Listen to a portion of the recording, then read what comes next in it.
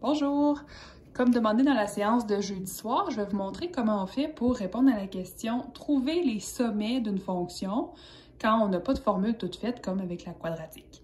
Donc, si je me retrouve devant ma fonction ici qui est définie, c'est un exemple tiré de nulle part, donc j'ai ici mon exemple de fonction et je veux savoir quels sont ses sommets. Ça se peut qu'il n'y en ait aucun, ça se peut qu'il y en ait 1, 2, 3. On se limite là, un petit peu dans le cadre du cours, mais on pourrait en avoir une infinité. Donc, un sommet, c'est un endroit où j'ai la fin de la croissance et le début de la décroissance. Donc, la dérivée, elle est positive. Et après le sommet, la dérivée, elle est négative. La pente de la droite tangente, c'est la dérivée, on se rappelle. Et quand j'arrive pile sur le sommet, je vais avoir une dérivée nulle. Donc, ça se peut que j'ai plusieurs endroits en X où ça se produit, cette affaire-là. Donc, pour savoir à quelle place, sans regarder le dessin nécessairement, parce qu'on n'y aura pas toujours accès, et c'est pas ça l'idée, c'est de fournir la fonction et de trouver la valeur de x qui fait en sorte qu'on a un sommet, je devrais d'abord trouver la dérivée. Donc, c'est ce que je vais faire, je dérive, donc j'indique f' de x. Je dérive ici un quotient, donc je vais avoir u en haut, v en bas. Ça. U', ça me donne 3 fois 3x2, donc 9x2.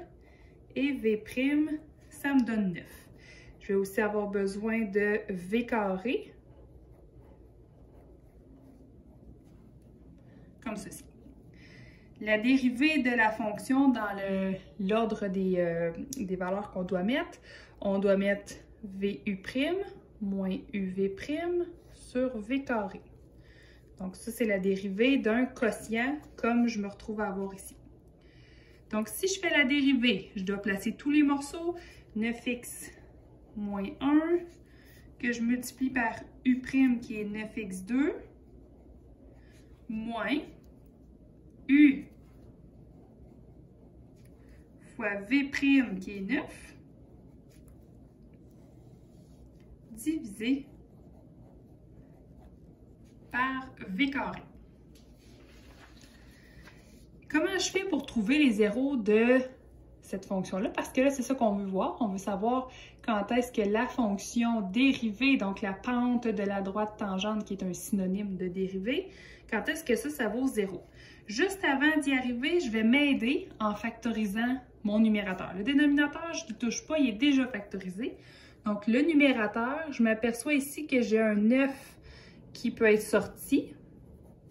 Je m'aperçois aussi que j'ai x carré puis x3, donc je peux sortir x carré. Il va me rester donc du premier terme 9x moins 1 et du deuxième terme 3x.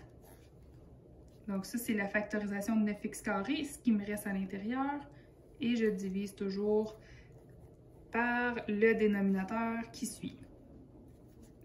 Je simplifie une dernière ligne.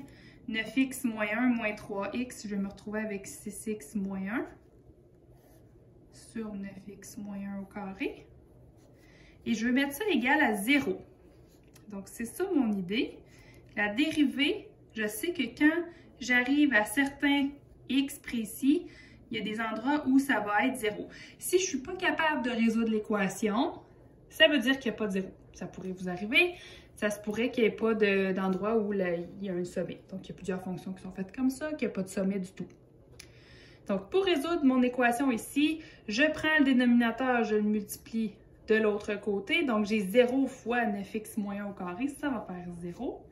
Ce qui fait que dès que vous avez un dénominateur factorisé, un seul et unique dénominateur, vous avez juste à regarder le numérateur pour voir quand est-ce que la fonction elle est équivalente à 0. Quand c'est factorisé, ce qui est facile, c'est que je me dis, il faut que soit le premier facteur, même que j'aurais pu ne pas inclure le 9 là, ici, ou le deuxième, il faut qu'il soit égal à 0. Donc, quelle valeur de x fait en sorte que x au carré soit égal à 0? Ben, c'est quand le x vaut 0 lui-même. Et le deuxième, quand est-ce que 6x moins 1 vaut 0? Ben, c'est quand le x vaut 1 sixième. Donc, j'ai mes deux réponses ici qui sont des sommets. Des sommets en x égale 0 et x égale 1/6. Si je veux savoir à quelle hauteur ils se trouvent, ces fameux sommets-là, bien, je prends les x qui sont ici et je vais aller les entrer dans la fonction au départ parce que c'est elle qui gère les hauteurs de mes points. Ici, la dérivée, elle me donne juste les pentes de la droite tangente. C'est même pas nécessairement tangible là, sur le dessin qu'on regarde. Donc, les hauteurs, quand le x vaut 0, je vais remplacer 3 fois 0 au cube sur 9 fois 0 moins 1. Donc, on a 0 sur moins 1, ça fait 0. Et je ferai 3 fois 1/6 au cube sur 9 fois 1/6 moins 1. Donc, je vous laisse le soin de calculer tout ça. C'est pas vraiment important dans le cadre ici, mais quand même, si on voulait jongler avec les fonctions, c'est de savoir qu'est-ce qu'on doit faire avec chacune d'entre elles. Donc, j'espère que ça vous a aidé. Bon travail!